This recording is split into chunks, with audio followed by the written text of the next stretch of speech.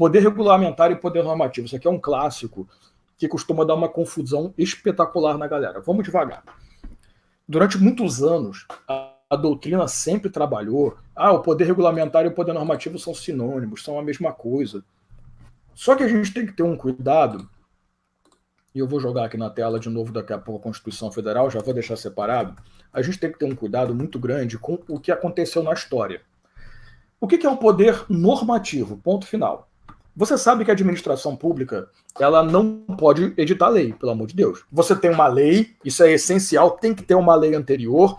Nessa lei anterior, ela precisa de uma regulamentação, ela demanda uma normatização. Então eu preciso editar uma resolução, uma nota técnica, seja lá qual for, uma portaria, para poder justificar aquilo. Você quer um exemplo que eu adoro de poder normativo? Quando você estuda a Lei 8666 de 93, a Lei de Licitações, tu tem que estudar. Lógico, você não vai fazer isso, porque nós professores temos obrigação de fazer isso para você sem você perceber. É o que eu faço, pelo menos. Mas você tem que estudar a Lei 8666 com um monte de resolução do Tribunal de Contas da União na mão. Porque as resoluções do TCU, elas saem explicando um monte de coisa que a 8666 não deixa bem determinado. Agora, olha só, eu tenho uma lei federal 8666 e eu tenho uma resolução que é um ato administrativo, um ato normativo. Então, qual é a função do poder normativo? A frase clássica é dar fiel execução a uma lei. Então, tem que ter lei, beleza. Então, isso significa que o ato normativo, o poder normativo, ele não permite inovação no ordenamento jurídico, ele não permite que a administração pública legisle. Ele permite que a administração pública regulamente, determine, explique, através de portarias, faça funcionar uma lei. Essa é a ideia, tá?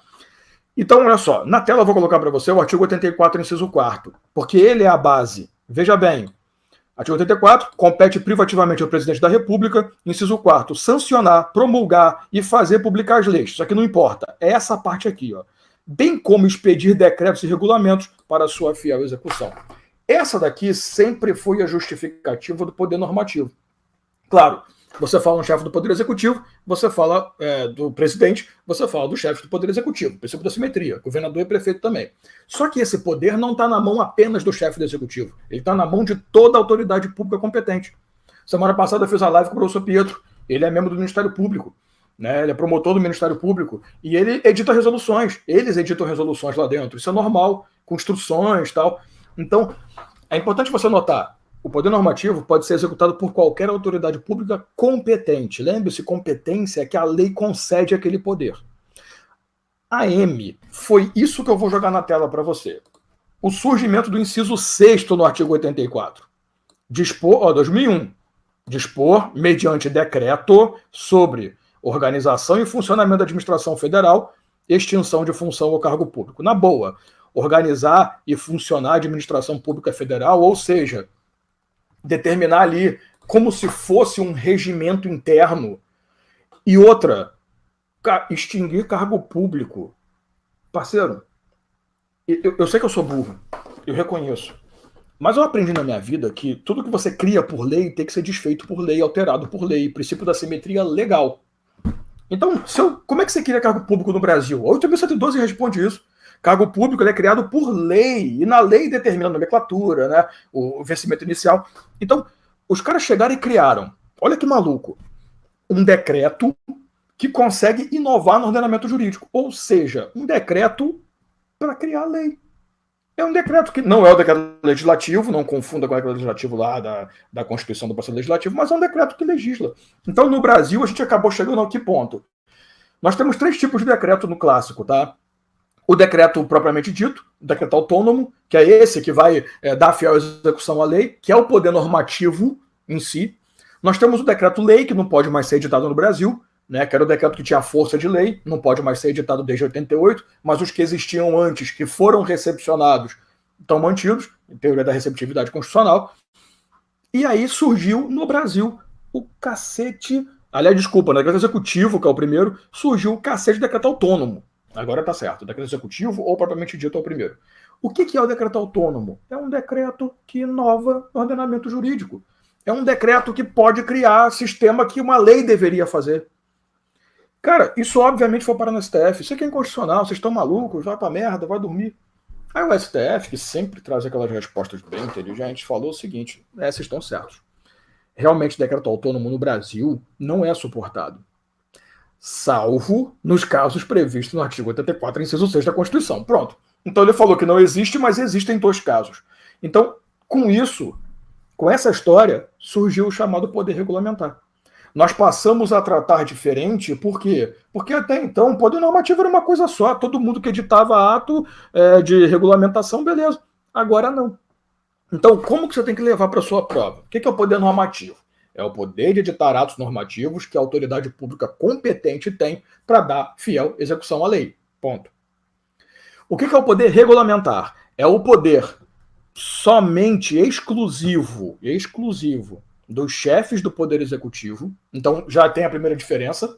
No Poder Normativo, todo mundo pode, no regulamentar, só o chefe do Executivo.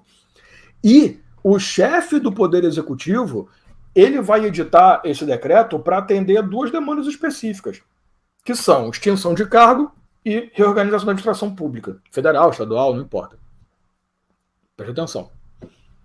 Eu estou falando para você que a grande diferença está aí. Se aparecer na sua prova, porque um decreto, gente, só quem edita decreto é o chefe do executivo. Então falou decreto, falou poder regulamentar. É porque decreto é o ato.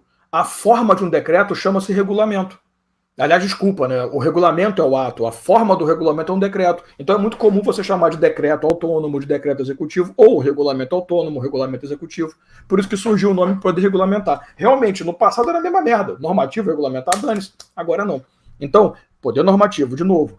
Toda autoridade pública competente pode editar norma para dar fiel execução à lei. Agora, se eu estiver editando um regulamento, um decreto, que vai extinguir cargo público ou reorganizar a administração pública, só o chefe do executivo pode, e isso é poder regulamentar. Cuidado com uma coisa, volta para a tela aí, por favor.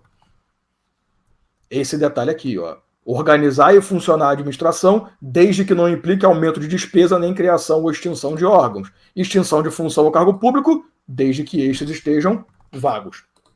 Beleza? Então, ele até pode extinguir o cargo. O presidente Bolsonaro, uma das primeiras coisas que ele fez foi extinguir um monte de cargo público através de decreto. Todos vagos. O que ele não pode é extinguir um cargo ocupado, né? Então é cagada. Tem que estar vago, beleza, tá vago, então tira, não vai ter ninguém ali. No caso da organização da administração pública, o funcionamento, o que ele não pode fazer é aumentar a despesa. Ele pode reorganizar ali um departamento, fazer um ajuste, que é muito comum, né? Quando você vê reforma ministerial, isso acontece pra caramba. Os caras saem reorganizando tudo, desde que não determine a extinção de um órgão, né, nem a criação de um outro, e que gere ali um ônus para a administração pública, tá? Então, quando você fala em poder normativo ou regulamentar, a grande diferença está nesses pontos aí, beleza?